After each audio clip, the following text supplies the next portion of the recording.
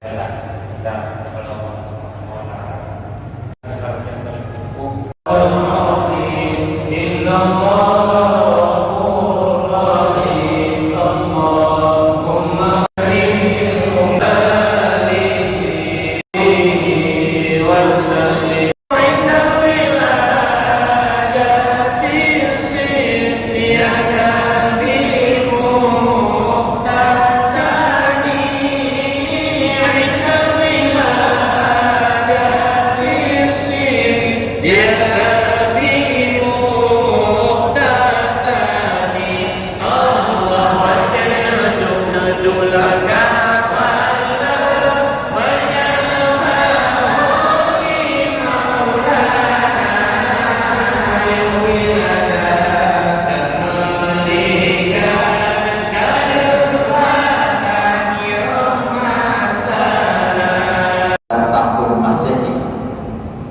pada saat itu dipimpin oleh Allah.